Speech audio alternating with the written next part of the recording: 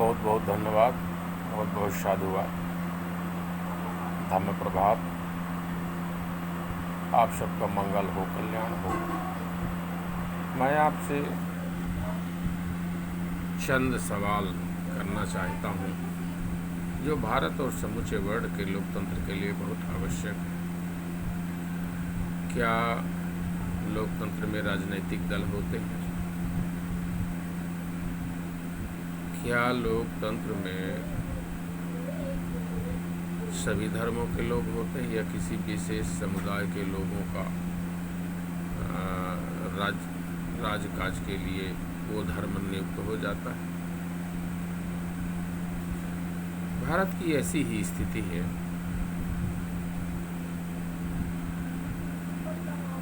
भारत विभिन्न मान्यताओं, विभिन्न मतों, विभिन्न पंथों और विभिन्न धर्मों और वर्गों को मानने वाले लोग।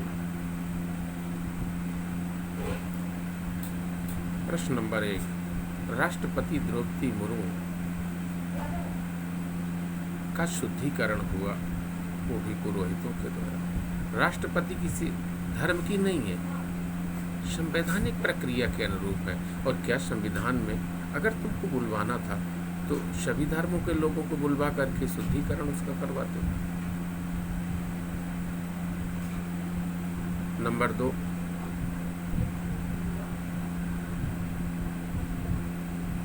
साकेत धाम को सुप्रीम कोर्ट ने जबरन बलपूर्वक सुप्रीम कोर्ट और सत्ता के साठगांठ से जबरन साकेत धाम को राम मंदिर, राम जन्मभूमि घोषित किया गया। और जब तुम राम जन्मभूमि की बातें हो तो तुमको मुसलमानों को अलग से देने की क्या जरूरत थी? अर्थात आज भी ब्राह्मण और इस्लाम वाले मिलकर के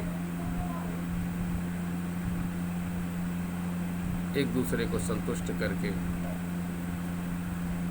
और सत्ता को चला रहे हैं। इससे ये सिद्ध होता है। तीसरी महत्वपूर्ण बात,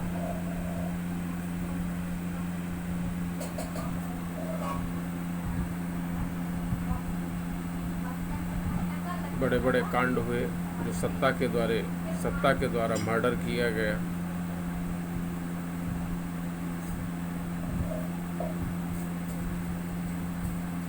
किसी एक विशेष समुदाय को टारगेट किया जाता है।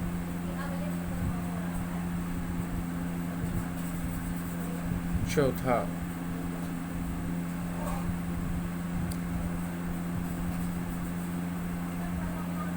अभी नया संसद भवन का उद्घाटन हुआ। तुम 1 नहीं, 2 नहीं, 4 नहीं, जितने तुमको संसद भवन बनाना है बना सकते हो। अच्छी बात है, हाईटेक होना चाहिए। पर जो समूचे वर्ल्ड में जाना जाता है 4 मुँह का शेर, उसकी जगह तुम सिंगोला जो राजदंड है उसको ले आए। क्या ये राष्ट्रीय चिन्ह का अपमान नहीं है? और इसके बाद तुमने पुरोहितों से पूजा करवाई। अरे तुम्हारी मान्यता है, तुम अपने घर में पूजा वंदना कर सकते हो। लेकिन अगर तुमको ऐसा लगता था कि धार्मिक धर्म गुरुओं से पूजा होनी चाहिए तो आप सभी धर्मों के लोगों को बुलवाते, क्योंकि संसद वो सबके लिए।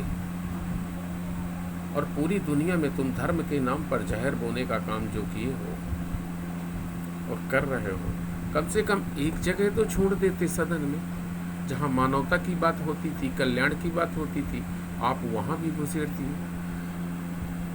हैरानी की बात तो ये है कि सारे के सारे राजनीतिक दल मूक चुपचाप देख रहे हैं, अर्थात मौन समर्थन कर रहे हैं।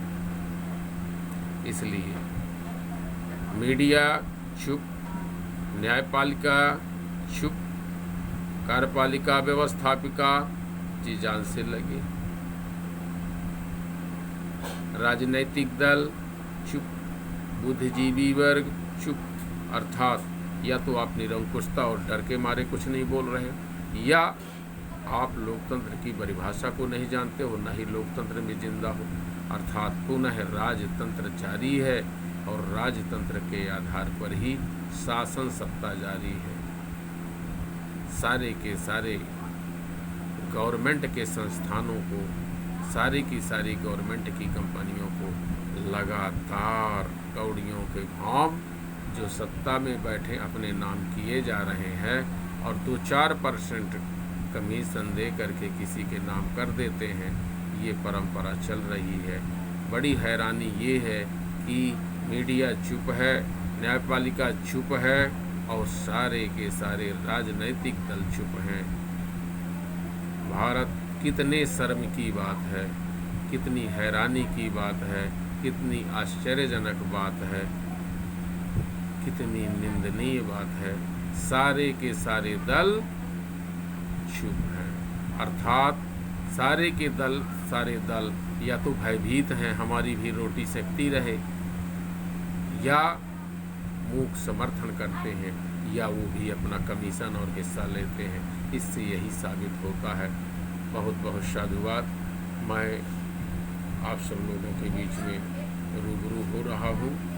आप लोकतंत्र को पहचानिए, मानव मूल्यों को पहचानिए, ह्यूमन बीइंग को पहचानिए, कल्याण को पहचानिए, और जो एक तरफा निरंकुशता है और आतंक का माहौल पनपाया जा रहा है, हम इसका समर्थन नहीं करते हैं, हम पुरजोर इसका विरोध करते हैं। आइए दबुद्धाज वर्ण के साथ में हम सब लोग प्राणी जगत का कल्याण करें, प्राणी और वनस्पति का कल्याण करें, समूचे मानव प्रजाति का कल्याण करें। बहुत बहुत साधुवाद।